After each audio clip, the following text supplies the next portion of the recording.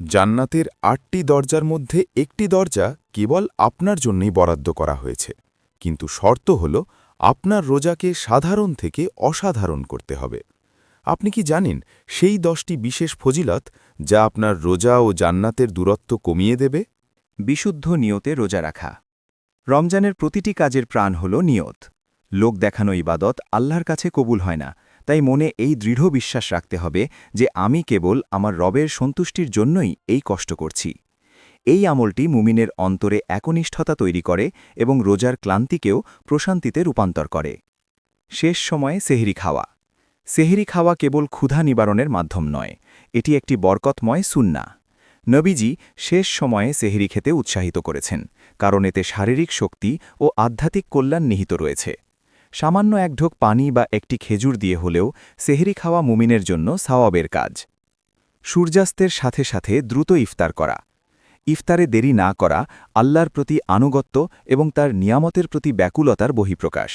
রাসূল সাল্লাল্লাহু আলাইহি ওয়াসাল্লাম বলেছেন, মানুষ ততক্ষণ কল্যাণের মধ্যে থাকবে যতক্ষণ তারা দ্রুত ইফতার করবে। এই আমলটি আমাদের সময়ের মূল্য বুঝতে এবং আল্লাহর বিধানের প্রতি শ্রদ্ধাশীল হতে শেখায়।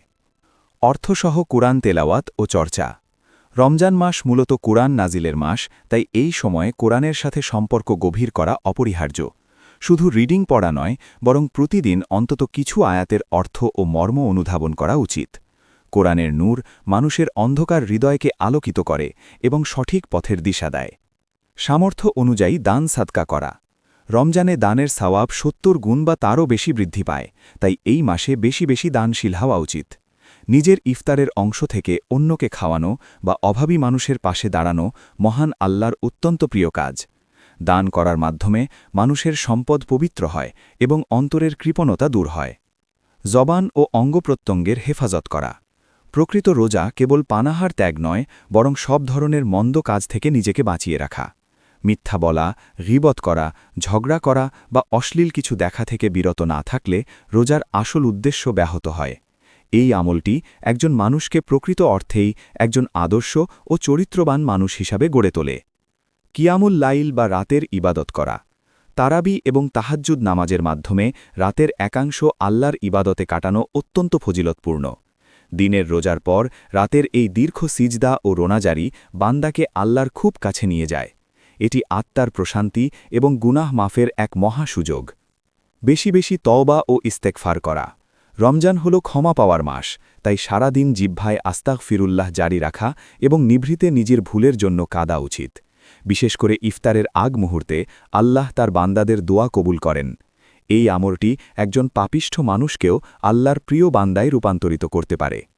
শেষ দশকের ইতেকাফ পালন করা। সব ধরনের দুনিয়াবি ব্যস্ততা ছেড়ে দিয়ে মসজিদের কোণে আল্লাহর ধ্যানে মগ্ন হওয়া এক অনন্য ইবাদত। নবীজি সাল্লাল্লাহু আলাইহি ওয়াসাল্লাম প্রতি বছর রমজানের শেষ ১০ দিন ইতেকাফ করতেন, যেন আল্লাহর সাথে নিবিড় সম্পর্ক তৈরি হয়। এটি দুনিয়ার মোহ কাটিয়ে আখেরাতের পাথেয় অর্জনের শ্রেষ্ঠ উপায়। লাইলাতুল কদর তালাশ করা। রমজানের শেষ ১০ দিনের বিজোড় রাতগুলোতে হাজার মাসের চেয়েও শ্রেষ্ঠ রাত লাইলাতুল কদর লুকিয়ে আছে। এই রাতে ইবাদত করা সারা জীবনের ইবাদতের চেয়েও উত্তম হতে পারে। প্রতিটি বিজোড় রাতে জাগ্রত থেকে আল্লাহর ইবাদত করা এবং ক্ষমা চাওয়া মুমিনের জীবনের পরম সৌভাগ্য।